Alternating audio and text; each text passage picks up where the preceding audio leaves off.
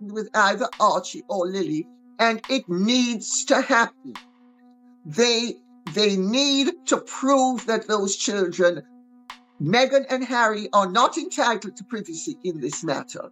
And their privacy is trumped by our right to know that no bastard is going to sit on the throne of this country. Something strange is stirring behind the gates of Buckingham Palace. This isn't gossip, and it's not some wild tabloid headline. It's colder, quieter, and far more serious. Palace insiders are whispering about what's being called an internal verification review, directly tied to Archie and Lilibet. For the royal family, even starting something like this is borderline unthinkable. All Harry and Meghan need to do is prove to us that she popped those babies out. And that's all they need to do. And if they don't, it is unfair on the children. It's also unfair on the royal family. As we've seen Meghan Markle put out more and more content connected to her children, whether that's the pregnancy video that made the entire world cringe from secondhand embarrassment. The crown hates uncertainty. Nothing unsettles the monarchy more than confusion around bloodlines. Scandals fade, but questions about lineage? Those shake the foundation. Titles can be stripped, duties reassigned, but a crack in the royal line of succession sends everyone into panic mode. And if there's one rule the royal family lives by, it's this: the line must be beyond all doubt. So what's changed now? Why touch the one subject the palace usually buries in silence? Doctor looked up, her mouth set in a particular way. Things were getting serious. I said to Meg, my love, you need a push. Did Meghan Markle use a surrogate? That's been something posited literally for well over 3 years when it comes to her firstborn son Archie and even her daughter Lilibet. And many people even wonder, are their children even real? Did Buckingham Palace or Prince William set a trap for Prince Harry and Meghan Markle, and were they gullible enough to fall into it? According to high-level sources, a buildup of quiet inconsistencies finally crossed a line. Not explosive errors, but tiny irregularities, missing signatures, unusual timing, and paperwork that didn't fit standard royal protocol. On their own, small. But together, a pattern emerged that couldn't be ignored. When that pattern reached the upper levels of the palace, the quiet investigation began. Their first focus: the earliest document tied to the Sussex children, Archie's birth certificate. For most people, it's just routine paperwork, but for the royals, it's a constitutional record. This is absolutely insane that they thought they could get away with it, especially Meghan Markle and Harry. The con of the century, 2 cons of the century in the form of 2 royal children included in the line of succession. Whole description she does of the Portland hospital, the birth, that was completely fabricated. We all know, the first interview was, we all know that she never intended to go to the Portland hospital. She intended to have the baby at home. That Meghan put on her Instagram feed earlier this week with Archie in the garden. What did you see? But I had to take my children to Professor Bolstrop, who was the leading expert in the field at that time, at the Chelsea and Westminster Hospital it was, and he was going to be investigating. And of course, you know my boys, so you know they're very spirited. That she has that child in a vice-like grip. And it's, you know, if they were a husband and wife team, there are laws now about coercive control. Proof of identity for someone in the line of succession. Everything on it must be flawless, official, and forever. Yet Archie's certificate didn't stay that way. Months after his birth, something was mysteriously altered. Meghan's full legal name, Rachel Meghan Markle, vanished. In its place appeared only her royal styling, Her Royal Highness, the Duchess of Sussex. No first name, no surname, just the crown-approved version. And in royal bureaucracy, that's not just odd, it's almost unheard of. Everything she's done has only drawn more speculation and brought the controversies back up about how Meghan and Harry have handled all of this, as well as the rumors that perhaps they used a surrogate for one or both of the children. Such a change doesn't happen by accident. Someone had to file it, someone had to approve it, someone had to justify it. And yet, when investigators looked back at the timeline, none of it lined up. Explanations conflicted, approvals were murky, and motives unclear. Meghan said the palace requested the edit, But insiders claim that's not the full story. Palace insiders fired back, insisting Meghan's team was the one that pushed for the change. There was no single story everyone could agree on. And worse, no paper trail explaining why the edit even happened. For the palace, that kind of mystery isn't just frustrating, it's dangerous. Uncertainty threatens the crown more than any scandal ever could. Because if Archie's certificate was altered once, then why was it altered at all? Where are the children? Where are Harry and Meghan's kids? And do they honestly exist? Now, I know that that's kind of like a little bit conspiratorial, but you know what? I'm down the rabbit hole now since I've accepted the moon bump story. And if the moon bump story was true and she didn't actually have these pregnancies, then is it possible that she has faked having the kids?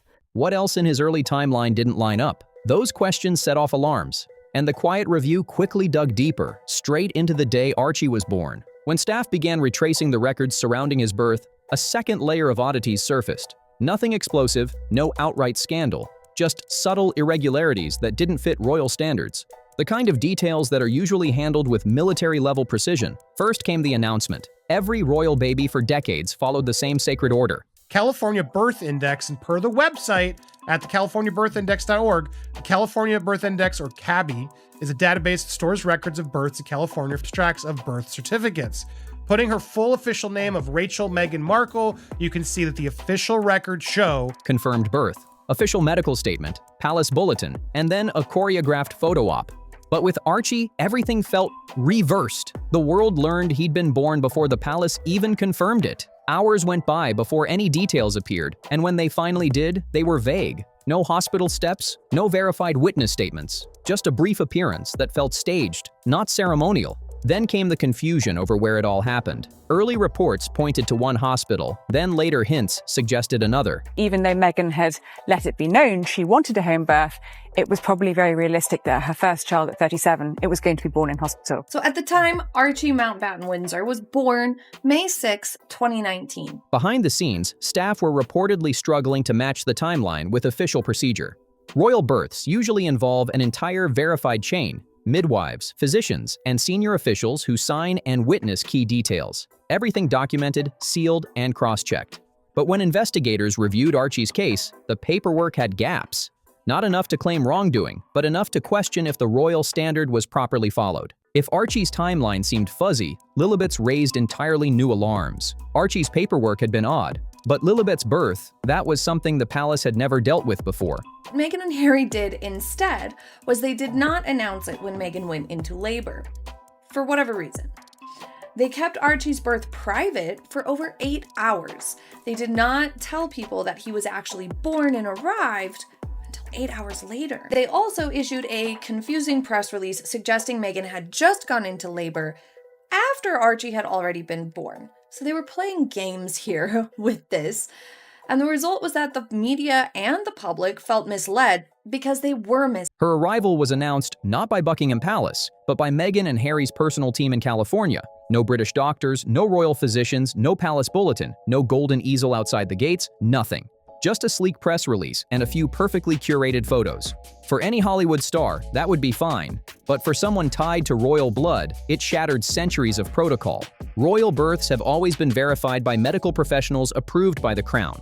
The records are filed instantly, witnesses logged, and the location confirmed. But with Lilibet, none of that was visible. Investigators trying to piece together the timeline hit wall after wall. Even Meghan's public pregnancy appearances, seen through Zoom calls and paparazzi photos, added confusion. They decide, okay, well, we have to come out and show the baby in some way, but we're not coming out to the street. The filthy masses are not going to have anything to do with our kid. So then they show up and there's Meghan in her white dress with Harry, and he's holding this completely still baby. Some photos made her seem months further along, others not at all. Alone, these details might mean nothing, but combined with missing royal records, they painted a worrying picture, and the palace's silence made everything worse.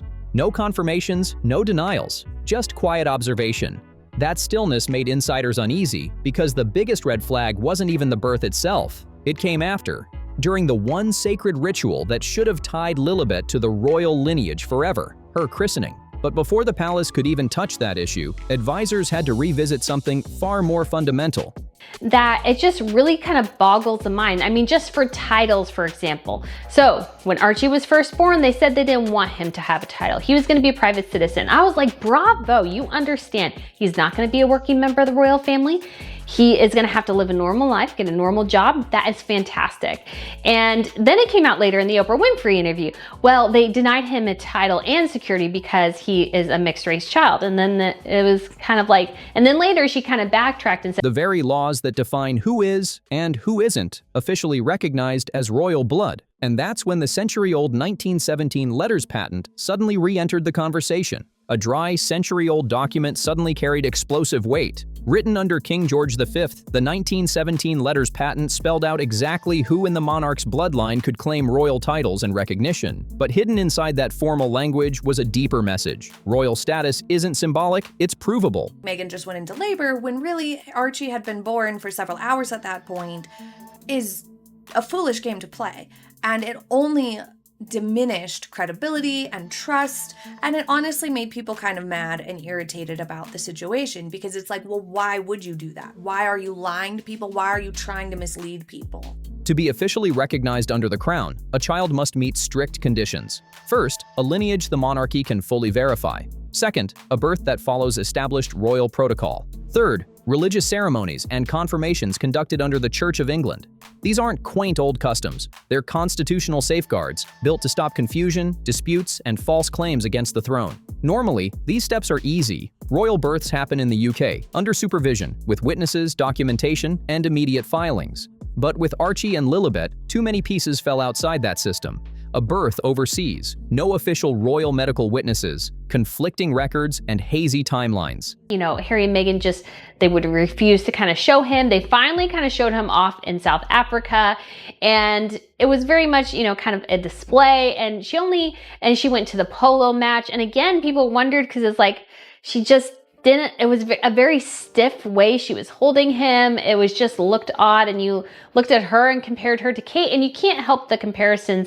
And Kate is playing with baby Louis, and he's, you know, kissing her, trying on sunglasses, and Meghan does not even look at Louis at all, and Louis is looking at her. And that led directly to the event that should have erased all questions, but instead made everything worse. The christening that wasn't recorded. To most people, a christening feels like a sweet family moment. Candles, godparents, blessings, and smiles. But inside the monarchy, it's a constitutional act, a sacred bridge between the crown and the Church of England. It's not just religious, it's political. It establishes the child's identity in both faith and state. So when Meghan's camp announced that Lilibet had been christened in California, it triggered instant concern behind royal doors. Because if the ceremony was valid under Church of England authority, there should have been a clear, traceable record, a registry entry, an official form, a signed note from a bishop. Even private ceremonies leave a paper trail. But when royal advisors discreetly checked the church's archives, they found nothing. No entry, no signature, no confirmation from the Archbishop's office, not even a quiet acknowledgement. For any child, that would be odd. Duchess of Sussex, no longer HRH, was safely delivered of a son, and she and her child are both doing well. So back to the tradition of putting out a framed bulletin or a gilded easel outside Buckingham Palace after royal births has been going on since 1837, so it's a cool tradition. And George, Charlotte, and Louis' easels listed the doctors' names with signatures, birth weight and time, and referenced the royal family. But Archie's notably only included mention of the Queen and the royal family in the wording, but not on the actual document, and then they omitted the signatures from the doctor's presence, unlike previous notices. For one tied to the royal bloodline, it was a potential constitutional nightmare. Every royal christening is supposed to be witnessed, certified, and logged, proof the child is recognized by both the church and the monarchy. Without it, the palace couldn't confirm that Lilibet had been formally welcomed into the faith that defines the crown itself. And that missing record changed everything. It meant her royal status wasn't just unclear, it was incomplete. The silence, the paperwork gaps, the unverified ceremony, it all pushed Buckingham Palace to act. That's when the mood shifted. Palace staff moved from quiet curiosity to a full, methodical review. No leaks, no tabloids, just a discreet internal investigation. Senior advisors, archivists, constitutional lawyers, and church liaisons were called in. And then the next holiday card we see, I believe it was the famous Lilibet's born and here's little Archie. And that little kid who's Archie doesn't look anything like the little kid we've seen in the Harry and Meghan documentary on Netflix that we saw. I don't know who that kid was in the picture, or even Lilibet doesn't look like the picture that they've shown of her. Those kids didn't look the same. Their mission wasn't to accuse or shame, but to reconstruct every single step, Archie's and Lilibet's births, announcements, statements, and ceremonies, and compare them line by line against centuries of royal standards. Inside the palace, a new file was opened, thick, confidential, and stamped internal review. And for the first time, even the Crown began asking what no one ever thought would be questioned: the royal status of Harry and Meghan's children. As the palace pieced together the timeline, more strange gaps appeared: missing witnesses, no hospital confirmations, confusion over medical staff, delayed documents, and clashing stories from Meghan, Harry, and their teams. Ceremonies had no traceable records. Births lacked royal supervision. Even signatures didn't match the Crown's usual format. Individually, none of this screamed scandal, but together, it formed a ticking problem the monarchy couldn't ignore. Because to the Crown, uncertainty isn't just messy, it's lethal. Doubt erodes legitimacy, and legitimacy is the very foundation of royal power. A disputed timeline doesn't just spark questions, it cracks the public's trust in the system itself. Meghan Markle gave birth to Lily because this is what's called plausible deniability. They want to be able to say, hey, we never claimed that she was our daughter in that announcement. They're legally covering their backs. There's just too many unknowns. And then, of course, we have that the doctor that allegedly delivered Lily quit her practice 2 weeks after giving birth to Lily or delivering Lily. That sentence there is missing. That is a vital sentence that Meghan Markle chose not to put in an official statement because she knows she would get into a lot of legal trouble and she needed plausible deniability. As the internal file thickened with every passing week, one unavoidable question surfaced. What does this mean for Meghan and Harry? Behind the polished Montecito photos, insiders say the mood inside their home is tense, because both Meghan and Harry know exactly what an internal royal review means, and it's far more dangerous than bad headlines or social media backlash. For Meghan, the threat isn't just emotional. It's financial, reputational, existential. Her entire post-royal image has been built around one thing: the mystique of being a duchess with royal children. That illusion powers her documentaries, her book deals, her magazine covers, and even her new American Riviera Orchard brand. But a duchess without confirmed royal lineage, a royal mother whose children might lose recognition under the crown, that changes everything. And for Harry, the pain cuts much deeper. Just made the whole thing seem more bizarre. Meghan later claimed in interviews across Netflix and Oprah that Archie was denied a prince title due to institutional decisions, possibly rooted in race. Buckingham Palace's position was that Archie wasn't entitled to a title under current royal protocols, which reserve prince status for grandchildren of the monarch, not great-grandchildren, except for heirs in the direct line. This isn't about contracts or PR anymore. It's about identity. He grew up believing his bloodline was sacred, that no matter where he lived, his children would always remain part of the monarchy's story. Now, that promise feels like it's slipping away. Reports suggest he's reached out to senior royals, frustrated and emotional, even pleading for answers. But the palace has gone cold. When the crown enters legal territory, emotions are irrelevant. The review is happening, quietly, methodically, and nothing Meghan or Harry say can stop it. So now the biggest question looms: what will the crown actually do next? With the file complete, Buckingham Palace is approaching the final phase, the decision stage. And Meghan and Harry know one brutal truth: the monarchy always protects the institution, never individuals. Or talking about her experiences on podcasts or things like that, or just posting a lot more pictures. It has drawn a lot of attention to the controversies surrounding her kids, her pregnancies, how the children came into the world, the whole thing. Everything she's done has only drawn more speculation and brought the controversies back up. Insiders say there are 3 possible outcomes, and each one could completely reshape Archie and Lilibet's royal reality. Option 1. Titles frozen. The palace could simply stop updating or extending the children's titles. No public statement, no removal, just a quiet freeze. They'd remain listed, but with no future mentions, no ceremonial appearances, no royal acknowledgement. A slow fade into private life. Option 2. quiet reclassification. People wouldn't. For the rest of maybe Archie and Lily's life, they may deal with questions about this surrogacy. And the only people they have to blame are their own parents who have fueled these rumors. Without drama or announcements, the Crown could reclassify them as private citizens. Their names would quietly slide down or disappear entirely from official pages. They'd still be part of the family by blood, but no longer part of the royal structure. Option 3, formal removal, the harshest, rarest move, and the one insiders say the internal review now makes legally possible. If documentation fails to meet royal standards of birth and lineage verification, the Crown can formally revoke all titles and recognition. No emotion, no statement, just the monarchy protecting its legacy, one signature at a time. And that's the chilling truth behind this entire investigation. The Crown always survives. People don't. Meghan and Harry built their empire on royal mystique, but the palace owns the ink. And with one stroke of a pen, everything they've built could vanish overnight. Before this story takes its next turn, hit like so more people see the truth, subscribe for every royal twist, and drop a comment below. Should the palace finally reveal everything? Stay tuned, because this saga isn't ending anytime soon.